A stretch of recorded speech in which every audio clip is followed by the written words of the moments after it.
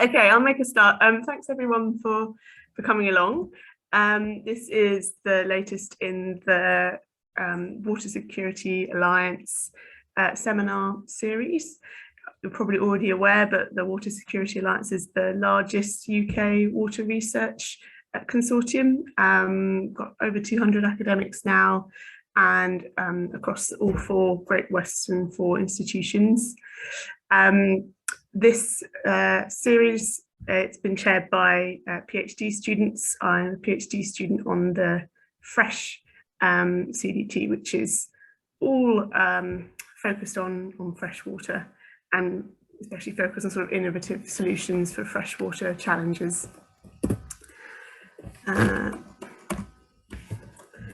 So here's our different institutions. It's 1 to 2 every Thursday. Are we having a gap, Garmin, or is it every Thursday for the rest of the year, or do we have a holiday gap?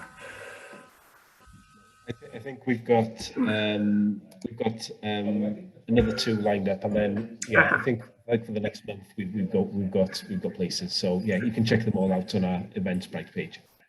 Great, yeah, check those out on the Eventbrite page. And I'm really excited to be chairing this seminar today because it's something very close to my heart. Empowering citizens to learn more about their local water and improve the situation. I'm a PhD student at Cardiff University, although I'm based primarily at the UK Centre for Ecology and Hydrology, and my PhD is on using environmental DNA to study pond ecosystems, especially connectivity and their biodiversity status. But I'm also the Oxford Rivers Project founder, and this was a project that was started in 2020, really in response to the issue of raw sewage discharges into the Thames, and we're a citizen-led, community-led group as well, but with support from several different institutions: Thames 21, Rivers Trust, Thames Water, and the City Council. And last year we did a large citizen science study of bacteria in Oxford's rivers, and also applied for bathing water status for a popular swimming area in Oxford, and we're waiting to hear the results on that from DEFRA. So you can check out more about us on our social media and our website there. But I'm going to hand over now to Mike and Doug of Great Torrington Water Forum, who are going to tell us about their citizen-led project. Thanks. Thank you. I'm not muted. No, that's good. Thank you very much for giving us the opportunity. Am I on there? Yes. We were approached some little while ago by Dr. Ellerman from the United Nations. He started off a project, Firework4Water, which then filtered down via the EU as well, and it was picked up and run with by Exeter University, who in turn came to Great Torrington and gave a presentation at the council to see if we were interested in taking part in forwarding this. I was a sucker. Of course, I'm very keen on that kind of thing. I'm a master scuba diver. I've dived all over the world. I've dived in. I have to say I haven't dived in any of the rivers in India. I haven't found any that I would like to dip my toe in. But I've been right across Siberia to Lake Baikal. I've dived in lots of places that have issues and problems. So it's very close to my heart, and we decided to run with this. Great Torrington is an ideal place for studies. It's very insular. It's a town of about 7,000 people sitting on the top of a hill. So it's very contained in terms of statistics. It's heaven sent for you guys if you're doing statistical surveys. And we're trying to promote the whole point of water conservation, particularly, and quality to the population. We've been doing all manner of things like plastics free, and we're very keen on that kind of thing. We've explained the importance of water and water conservation, and we're trying to make people much more aware. I think everybody should go away in a caravan for 3 or 4 weeks every year. I do, and I have to carry all my water by either a barrel or a jug into the van. It makes me realize that you don't clean your teeth under a running tap. So I would strongly suggest that everybody should be, it should be compulsory that people do that. It sharpens your mind. Going forward, Mike Machin, who is with us today, has been doing all the work on the ground. I mean, we purely set the thing up, but sadly, I haven't got time to run with it much more than that. But I dip in and out and support wherever I possibly can. But I think Liz is here as well. Liz Nab is on this forum. So without any further ado and without any further rubbish, I will hand over to Mike, who will give us a lot of the reality. Over to you, Mike.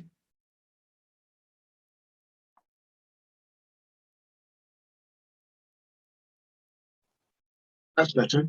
You can probably hear me now.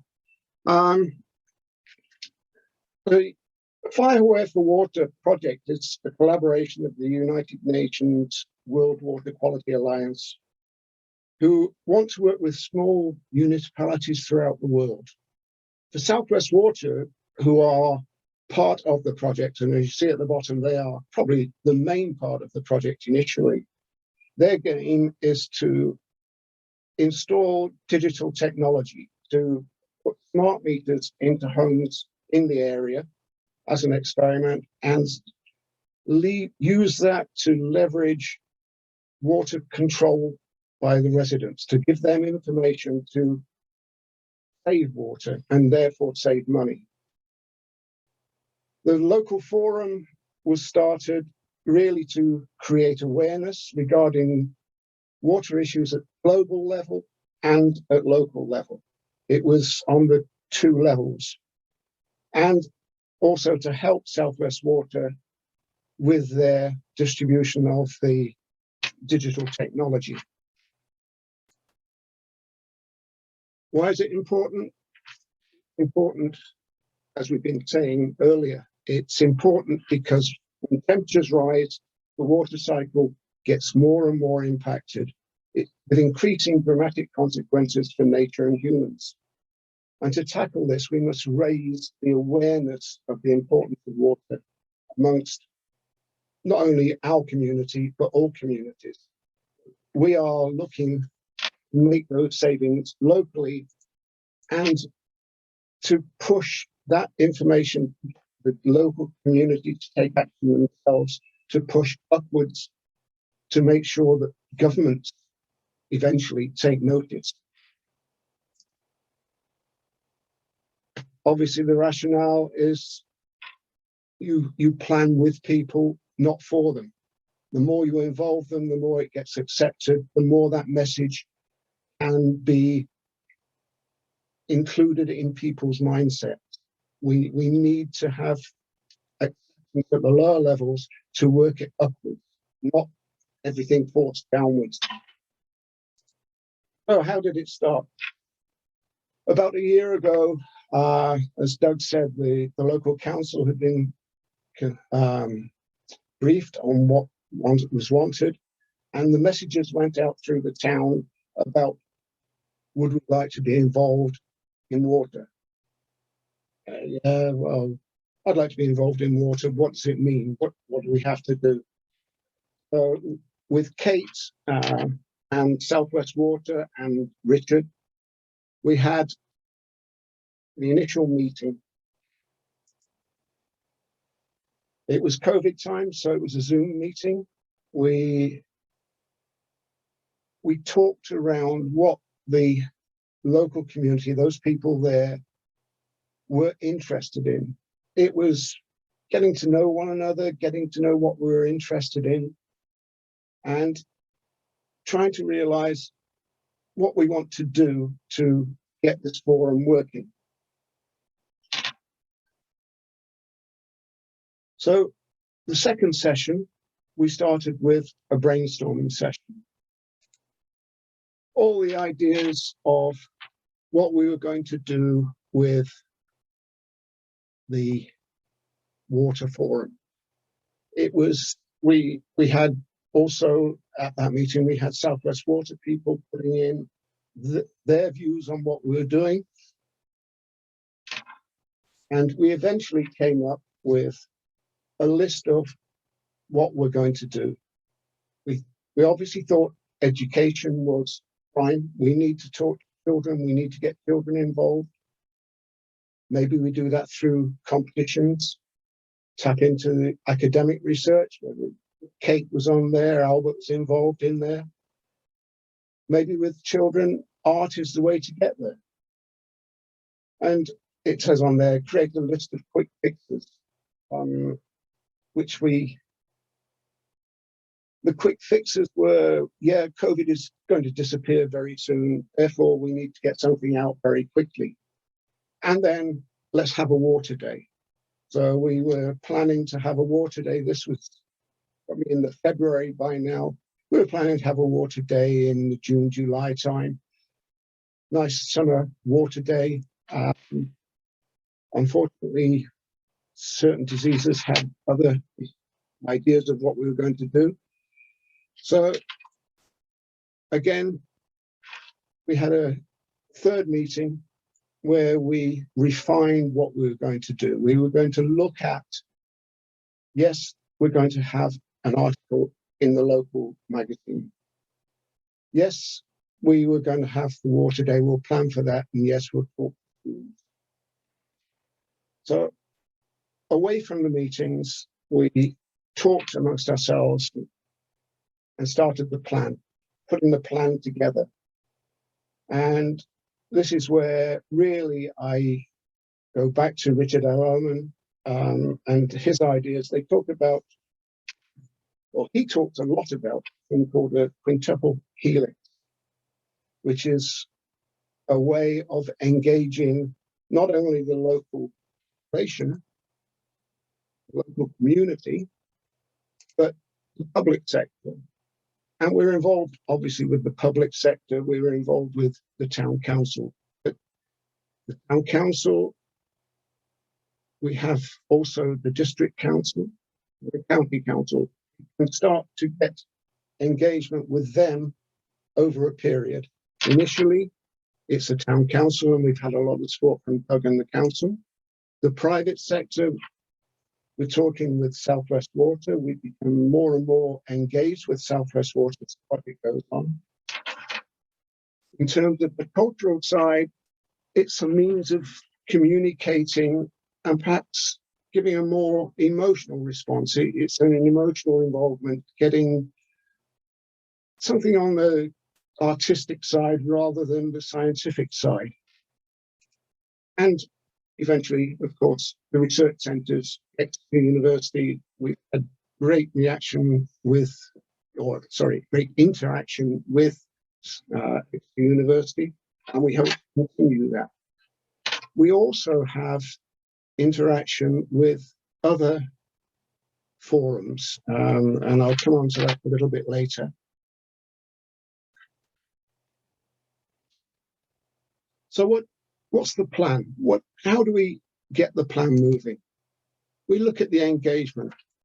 We need to engage at this level with the local community by promoting awareness and concern. At the moment, as we were saying prior to the meeting, that you turn the tap on, you've got water. It's not an issue. It rains a lot. Water's not an issue. Why should I worry about water? I don't care. I've got tap. I turn it on. That tap can't be turned off in this country. In lots of countries, it can be turned off. But we have to explain why it needs to be. To get the people engaged, we have to explain terms like water footprint. What does that mean? What's that got to do with me? How is that related to climate change, for instance? And many people still struggle to understand those things. There's lots of messages out there that are confusing and contradictory. But we have to talk to people. We have to get them to understand, to be able to engage them. We need to encourage them. We need to encourage them to make water savings. We need to motivate the community to change the behavior. Now, changing behavior, very difficult. The precursors to changing behavior are knowledge. They have to understand why they need to change. They have to be aware of why they need to change it. Their attitudes to be addressed.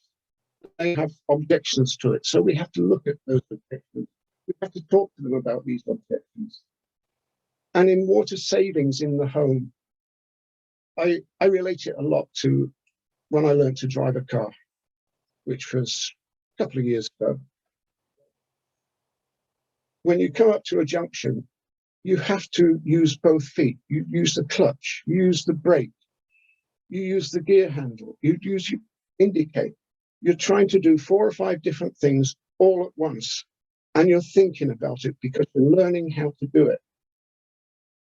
We have to look at water savings in the same way, because once you've learned to drive a car, you don't even think about it. It's become habitualized. It's a habit. You don't think about it. Sometimes you may be doing it and somebody says, why are you doing that? Oh, I've always done it. And we have to get water savings in people's minds to be able to get them to do the things automatically, not think about saving water, but actually save water. And then we need to get them involved. How do we get them involved? People have day jobs. People are busy on other things. They've got their family to bring up. They've got the household to do, cutting the grass, mowing the lawn. We're not asking for 100% involvement. We're not asking them to attend meetings. But what we would like them to do is give us some sort of feedback. In this drive to change behavior, we'd like some feedback for them. It may mean that we have to incentivize it.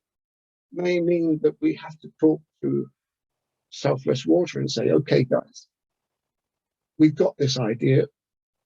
Let's have some money. Can we install this? Can we give a prize for saving water? Can we give a prize to the town for saving water? And it's those sort of things that getting that driven into it that we're trying to aim, that we're trying to get completed. Not easy, but if it was, we wouldn't be here talking about it. So what have we done? If we're making the plan a reality, everywhere we have to have an identity. And what we've done to create an identity is follow everybody else. Or most of the water forums, most of the water units you see everywhere, they have the drop. We customize. What you can see on the screen at the moment is the Torrington coat of arms. And that's our identity. That's the Torrington Water Forum. And that's greatly down to Liz, who did all that work. So thanks, Liz. We then went into the local paper. Again, with finance from Southwest Water, we bought the centre spread. If you've ever seen the crier, and if you want to see any of them, the email address is on there, or the website's on there. We took out all the adverts from the centre spread. They gave us the front page, and on the first page, we introduced the Water Forum and what we were doing, what we wanted to do. Then we started to put in some education. What is the water footprint? What does it mean? And on the back page of that, I'll come to in a minute, we added something for the children.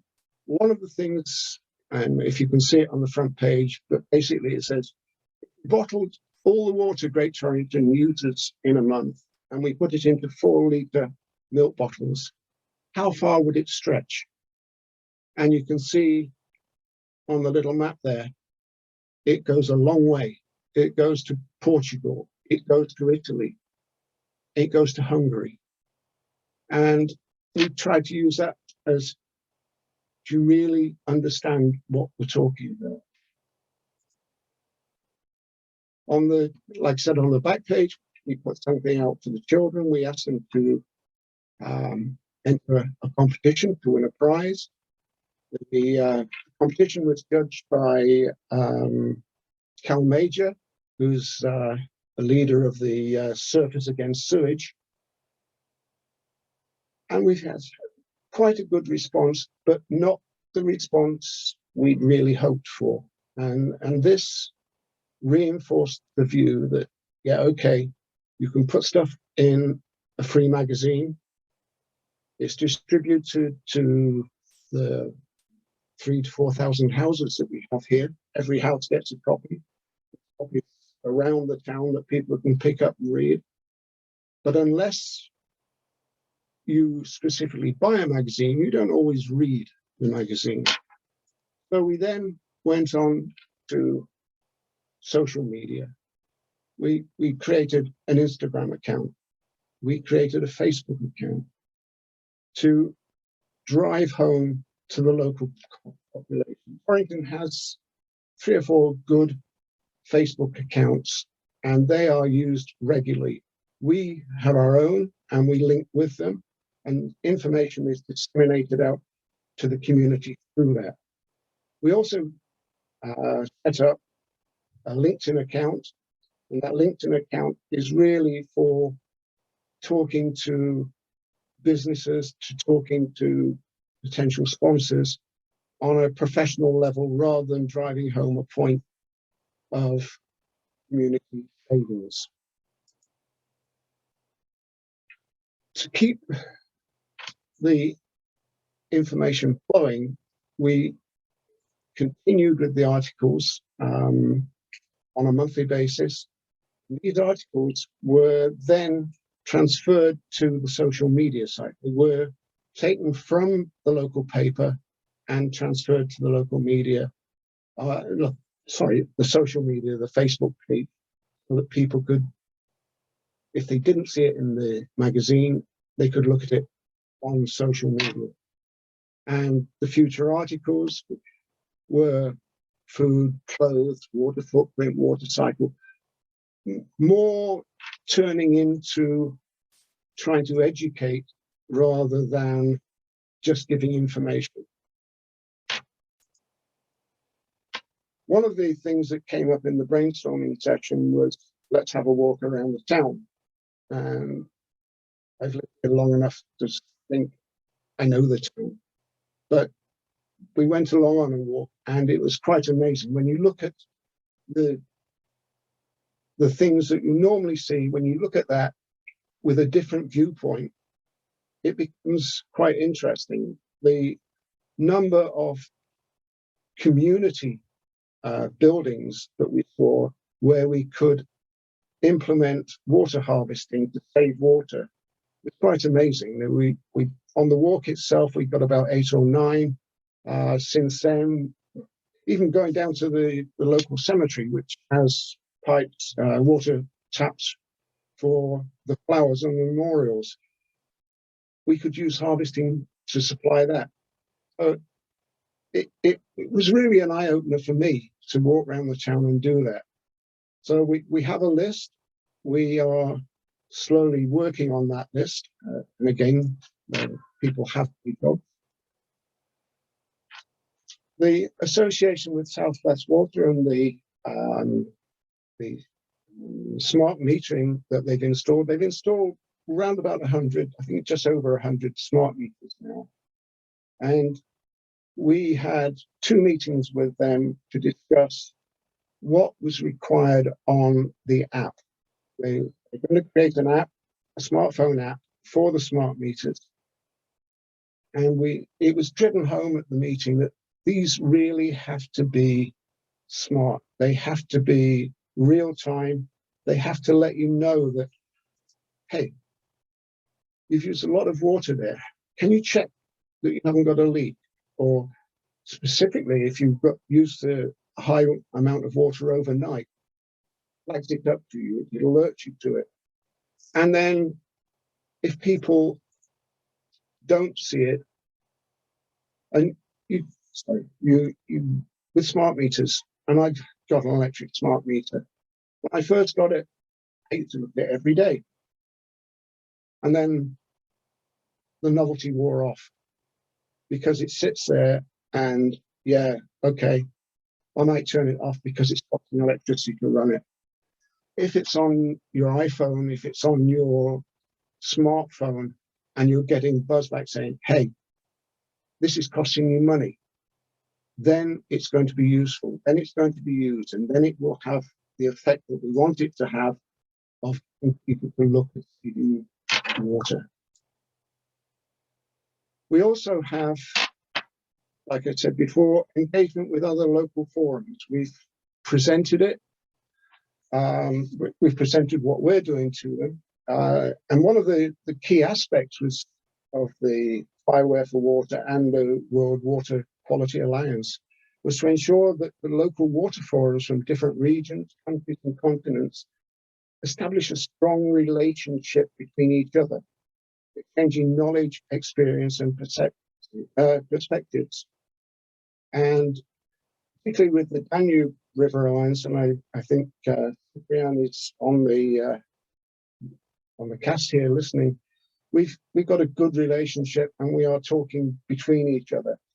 Theirs is a different perspective. It's a massive perspective to our small little town here, but it is still, there is still information and experiences that can be exchanged and that can be useful.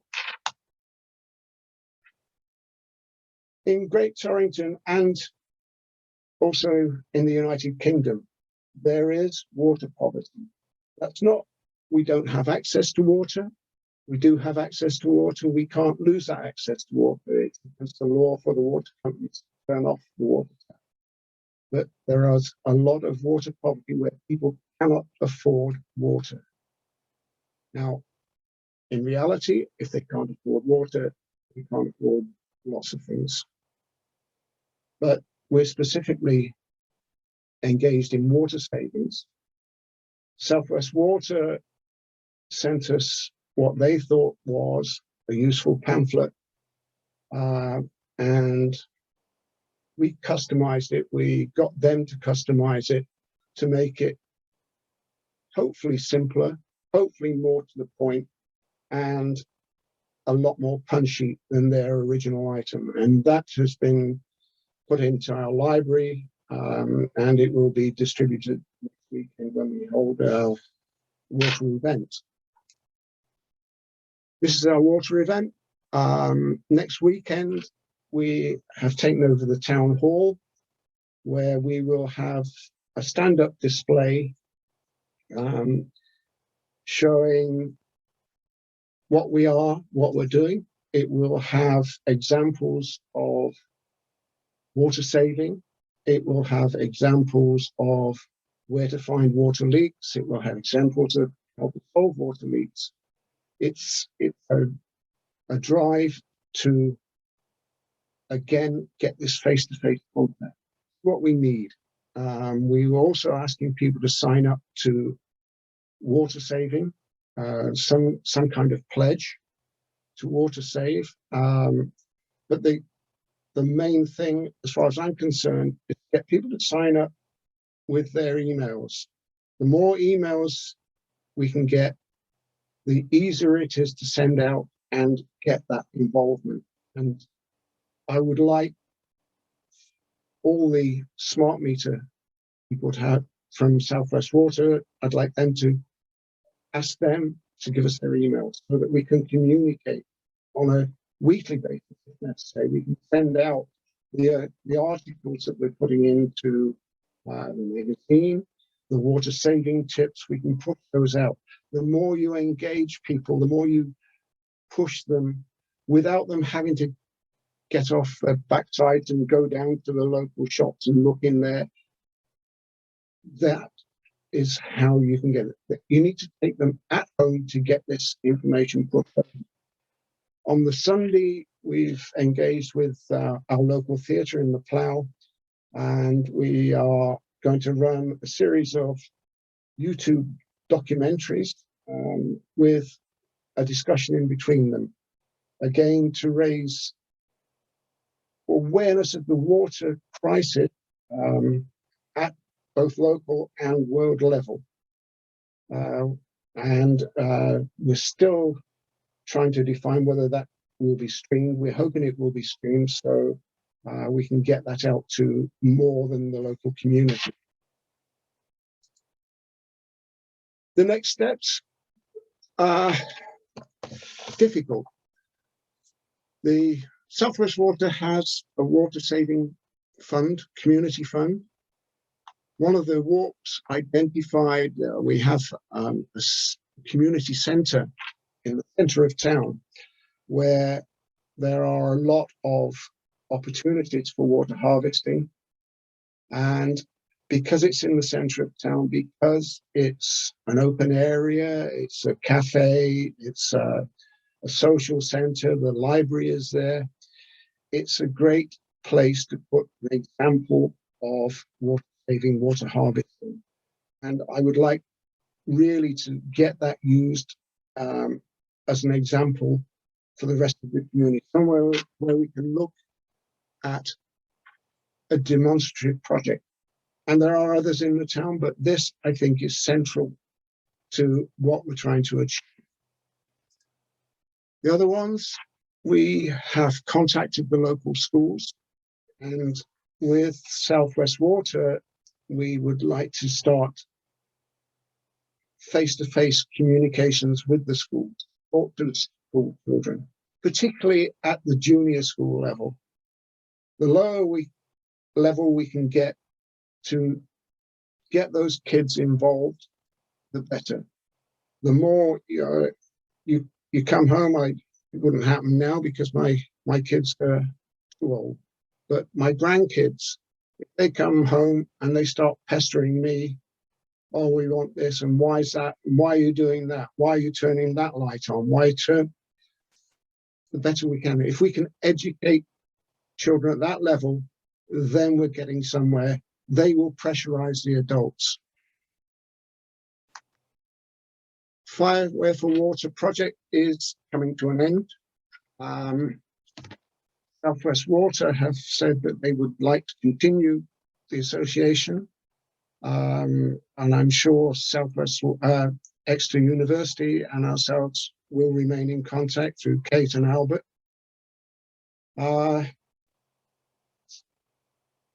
We're on the first steps of the journey. We are just over a year old. Yeah. So in summary, what is it in summary? Let's say we're a year old. Have we achieved what we set out to achieve? I believe so. We certainly put Great Torrington on a lot of people's radar throughout Europe, Africa, South America. They've seen our name everywhere.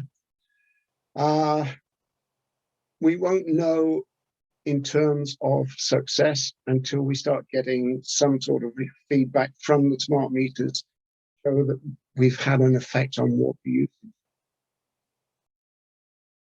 And I think that's about as far as I can go today. So